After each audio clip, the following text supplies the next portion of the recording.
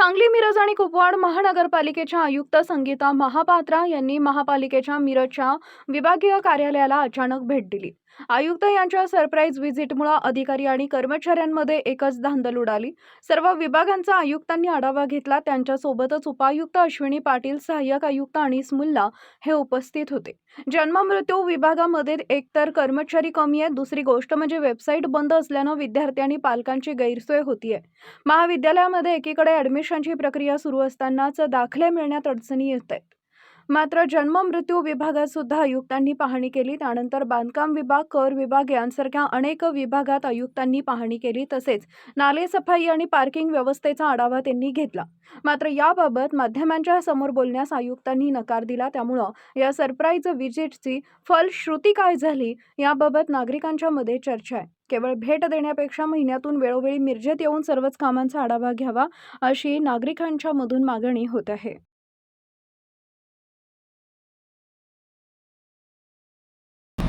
सांगली, मिरज आणि कुपवाड शहर महानगरपालिकेच्या आयुक्त संगीता महापात्रा मॅडम यांनी आज मिरज विभागीय कार्यालयाला अचानक भेट दिली।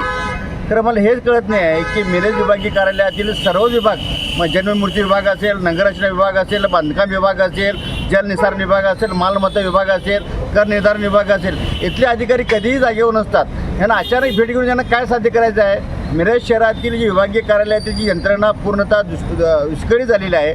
या ठिकाणी अधिकारी नाही आहेत, कर्मचाऱ्यांचं कुणाचा ताळमेळ नाही आहे। त्यासाठी आमची वेळोवेळी आम्ही मिरज बार समितीचे वेळोवेळी त्यांच्याकडे मागणी केली आयुक्त मॅडमकडे की तुम्ही मिरजेत 6 दिवसातून 1 दिवस मिरजेसाठी द्या।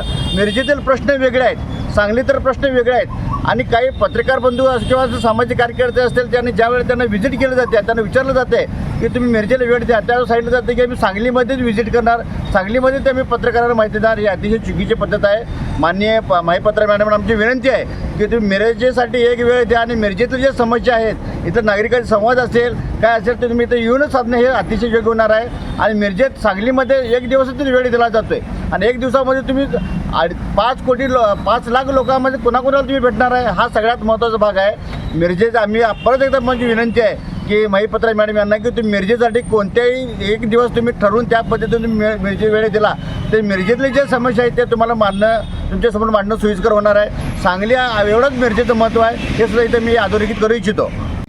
या संदर्भात आम्ही एक आता निर्धार केलेला आहे आपण मिरजेच्या नागरिकांच्या वतीनं की मिरजेतले जे विस्कळीत जे मिरज विभागीय कार्यालय विस्कळीत घडी झालेले आहे, या संदर्भात आम्ही आयुक्त मॅडमना आम्ही विनंती करणार आहे की त्यांनी आमच्या मागण्याचा विचार नाही केला।